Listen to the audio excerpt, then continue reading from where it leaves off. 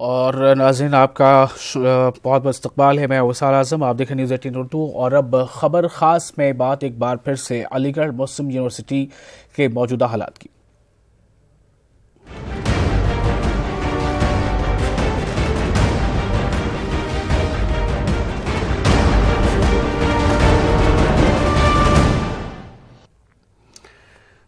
क्या सच में दावे की खुल गई है पोल? दरअसल एक सवाल बहुत अहम है। जिस तरह से अलीगढ़ मुस्लिम यूनिवर्सिटी में हंगामे के बाद 14 तलबा के खिलाफ मुल्क से गद्दारी का केस यानी सेडिशन चार्ज लगाया गया था और इस मामले में यूपी पुलिस को शर्मिंदगी का सामना करना पड़ रहा है। मुल्क मुखालिफ नारेबाजी के इल्जाम में पुलिस ने 14 तलबा के खिलाफ सेडिशन का चार्ज लगाया था, लेकिन अब जराए के हवाले से जो खबर मिल रही है उसके मुताबिक अलीगढ़ पुलिस एएमयू तलबा के खिलाफ मुल्क से गद्दारी के मामले को वापस लेने की तैयारी कर रही है।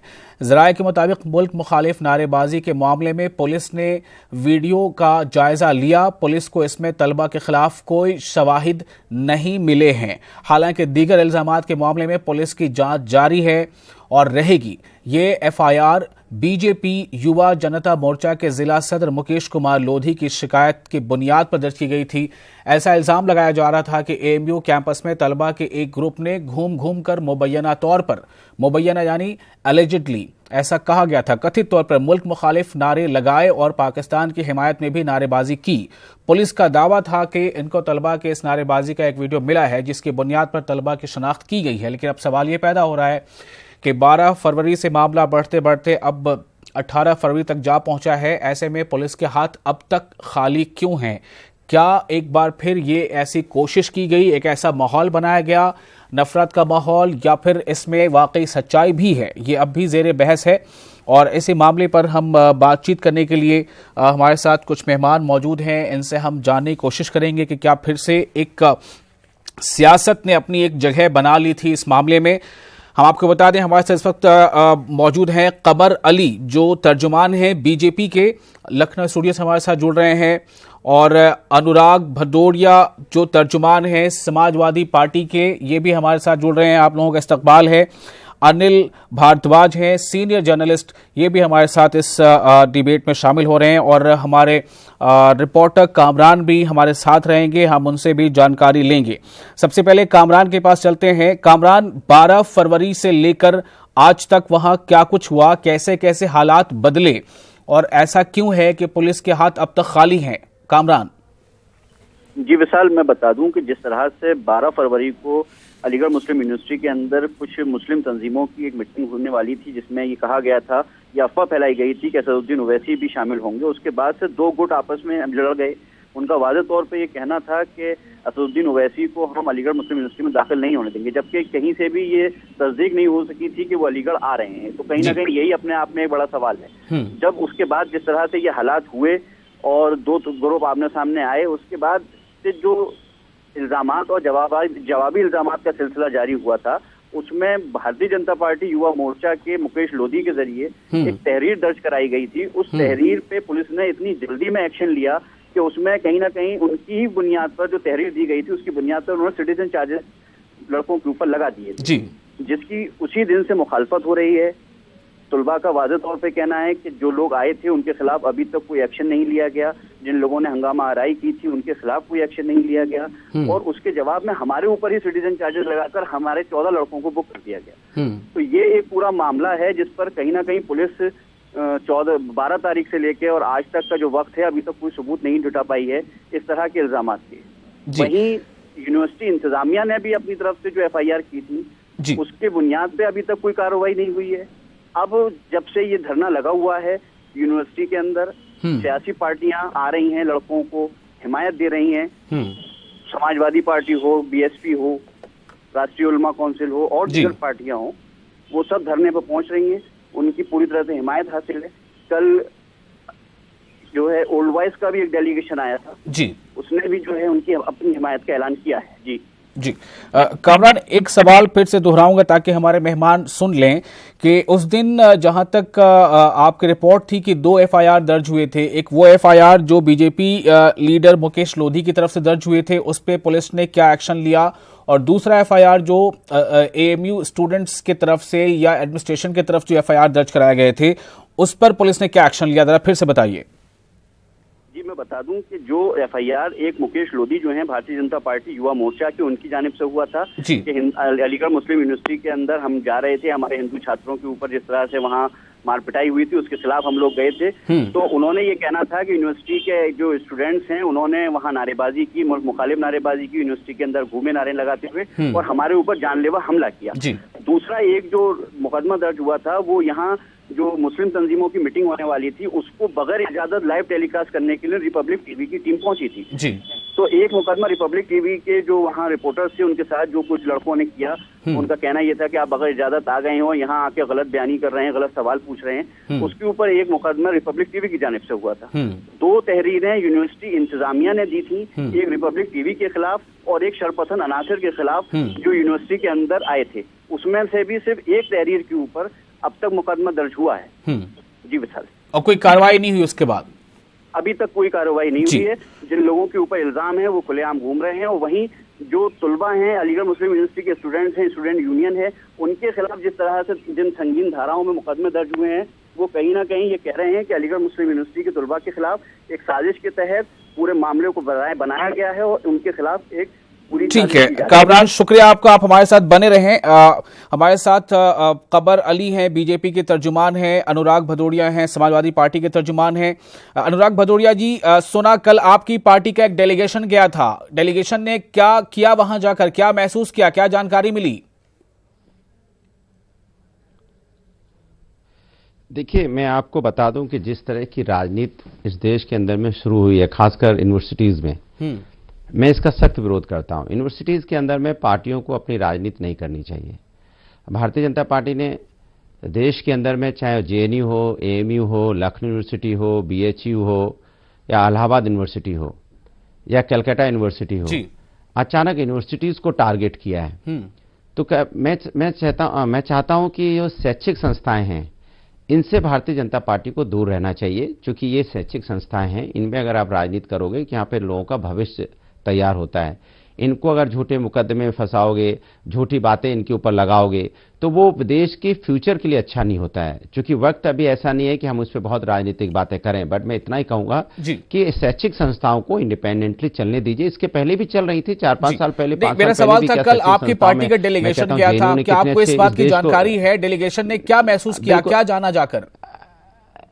नहीं, मुझे डेलीगेशन यही, मैं बता तो रहा हूं, डेलीगेशन ने यही महसूस किया है कि जिस तरह की भारतीय जनता पार्टी यूनिवर्सिटी में इंटरफेरेंस कर रही है, स्टूडेंट के बीच में एक नफरत फैलाने का काम कर रही है, ये बंद करे। अपनी राजनीतिक एक्टिविटीज करना है तो समाज की और भी चीजें हैं, आप करो ना समाज में आके। आप यूनिवर्सिटीज में क्यों करते हो, क्यों यूनिवर्सिटीज में झूठे आरोप लगाते हो? जैसे आप कह रहे हो, आपने देशद्रोह के नारे को आप गढ़ दोगे, ये हुआ था, वो हुआ था, एक कहानी बताते हो, नई कहानी है। लेकिन यूनिवर्सिटी को आपने टारगेट कर रखा है इतने दिनों से, जेएनयू को टारगेट कर रखा है, डीयू को टारगेट कर रखा है, इलाहाबाद यूनिवर्सिटी को टारगेट कर रखा है। क्यों भाई, इसकी क्या जरूरत है?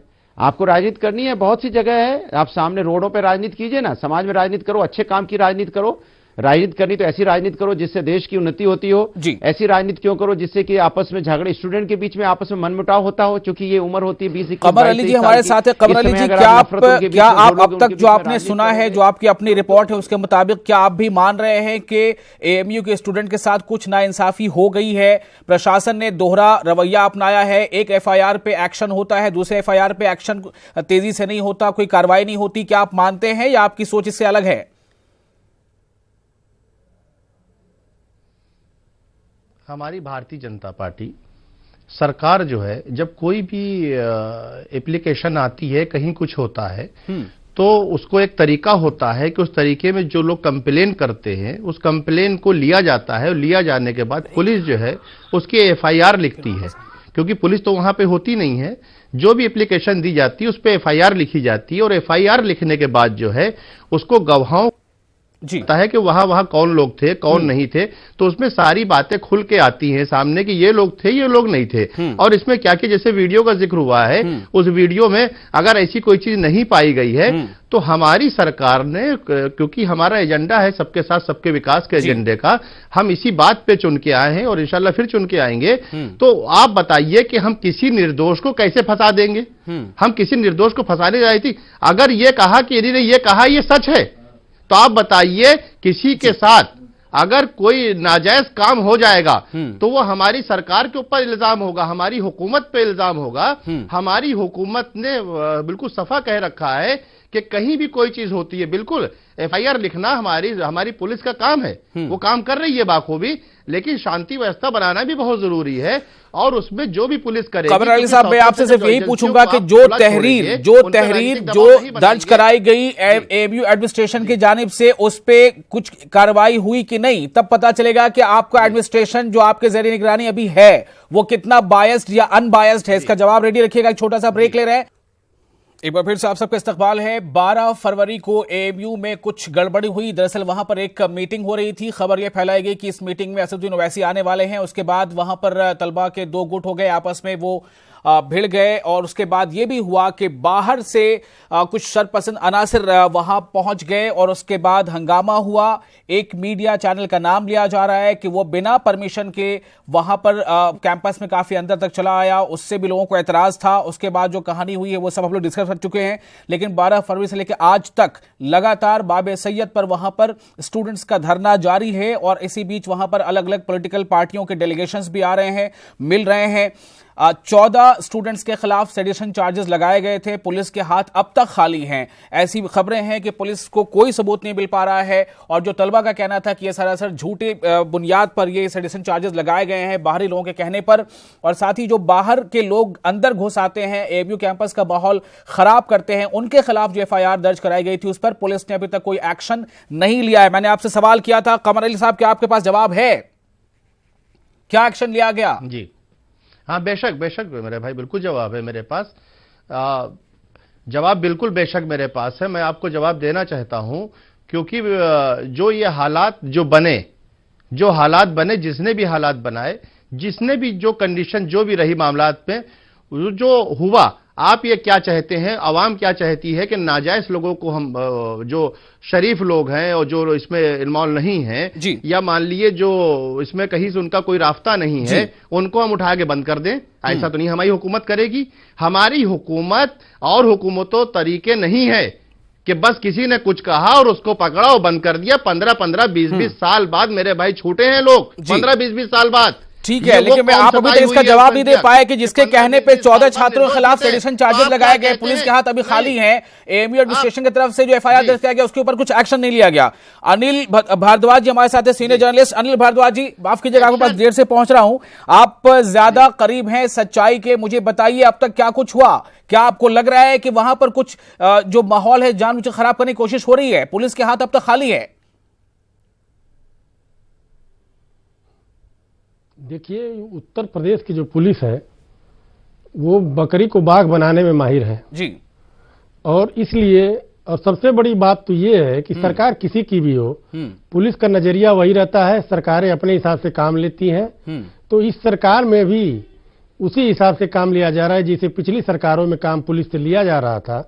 और पुलिस के कुछ लोग ऐसे भी होते हैं जो जानबूझ करके बहुत तेज चलते हैं, तेज चलने की कोशिश करते हैं, दिखावा करते हैं, गलत को सही बनाने की कोशिश करते हैं। उसी का नतीजा होता है। तमाम घटनाएं ऐसी हो चुकी हैं कि खुद फजीहत में पुलिस पड़ी है। पहले आरोप लगाया, फिर आरोप वापस लेना पड़ा। यहां भी यही हाल हो रहा है और ये कुल मिलाकर के सियासत है और कुछ नहीं है। ये कुल मिलाकर सियासत है। अनुराग भदौरिया जी, क्या ये सियासत है तो क्या आपके लिए एक बहुत बड़ा एक मुद्दा नहीं है? अनुराग जी, देखिए, मैंने आपको पहले बोला, भारतीय जनता पार्टी के लिए यूनिवर्सिटीज के स्टूडेंट का मुद्दा हो सकता है, क्योंकि वो हर चीज को मुद्दे की नजर से देखते हैं। हम उसको एजुकेशन संस्था की नजर से देखते हैं। हमें लगता है कि वहां भविष्य बनता है और उनके भविष्य के साथ अगर भारतीय जनता पार्टी राजनीति करती है तो ये देश के लिए बेहद शर्म की बात है। और जो लोग इसमें राजनीति करते हैं, भारतीय जनता पार्टी जैसे लोग, उन पर देशद्रोह का मुकदमा होना चाहिए। जो लोग यूनिवर्सिटीज के अंदर में इस तरह का दंगा करवा रहे हैं, वो राजनीति के लिए राजनीति करते होंगे, आप इंसाफ के लिए राजनीति कीजिए। स्टूडेंट की होती है नहीं तो मैं इंसाफ के लिए करता हूं ना, मैंने कहा ना, हम लोग इंसाफ के लिए ही करते आए, हमने उसमें राजनीति की नहीं। आपने देखा होगा समाजवादी लोग कभी यूनिवर्सिटीज के अंदर में घुस के ऐसी राजनीति नहीं करते, कभी इस तरह की आप कैसे घुस पाएंगे सर? आपके मुखिया को रोक दिया जाता है घुसने से, फिर आप कैसे घुसेंगे?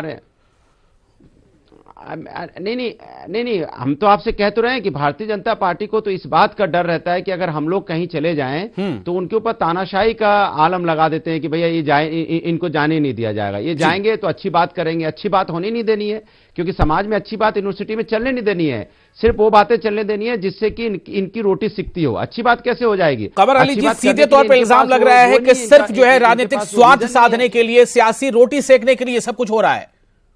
जी,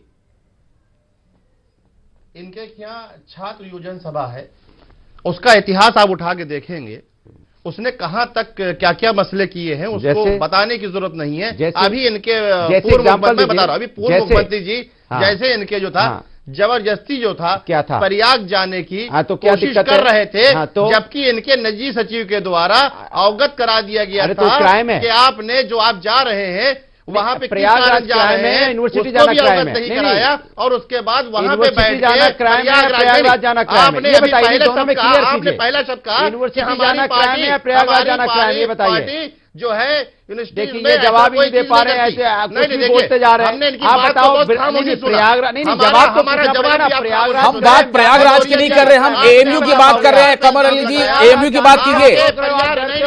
एएमयू में कौन सी सियासी रोटी सेकी जा रही है?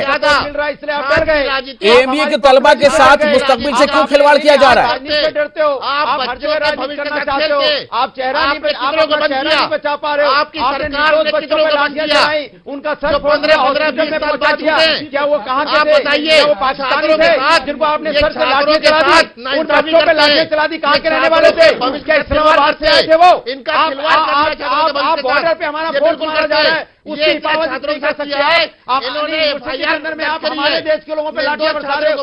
कमर अली जी, बात प्रयागराज की नहीं हो रही है। कमर अली जी, जवाब छोटा सा चाहिए। आप अभी तक जवाब नहीं दे पाए हैं कि एएमयू एडमिनिस्ट्रेशन के एफआईआर पर क्या एक्शन लिया वहां की इंतजामिया ने, वहां की पुलिस ने क्या एक्शन लिया एएमयू के एफआईआर पे? कमर अली जी, ऐसे चिल्लाने से कोई फायदा नहीं है। ठीक है, आप अच्छा चिल्ला देते हैं। और अनुराग भदौरिया जी भी, मेरा सवाल सिर्फ ये है कि जब दो तरफा एफआईआर दर्ज की गई तो दोनों तरफ एक्शन क्यों नहीं हुआ? सत्ता पाने के लिए, जाति धर्म की बात करने के लिए, गाय गोबर की बात करने के लिए, एक दूसरे को लड़ाने के लिए, समाज के लिए नहीं, समाज को जोड़ने के लिए नहीं, समाज को तोड़ने। देखिए, यही है सियासत, जहां पर बोलना होता है वहां बोलते नहीं है। लेकिन यहां पर मौजूदा जो लोग हैं वो सिर्फ इसलिए कि उनकी आवाज मेरे से ऊंची ना हो जाए। अनिल भारद्वाज जी, क्या ऐसे में उम्मीद कर सकते हैं कि इंसाफ मिलेगा? अनिल भारद्वाज जी, अनिल भारद्वाज जी, थोड़ा ऊंचा बोलिए। जिस तरीके से लोग आपस में लड़ रहे हैं वो उनका क्या करेंगे, उनकी राजनीति क्या करेंगे? और जहाँ तक रोकने की बात है वो सारी सरकारों में रोकते रहते हैं। चलिए, अगर यही हाल रहा तो मुझे नहीं लगता है कि ये सियासी कोई हल निकलेगा। सियासत जो है वहां पर हो रहा है, सियासी रोटी सेकी जा रही है, एक दूसरे का इल्जाम यही है।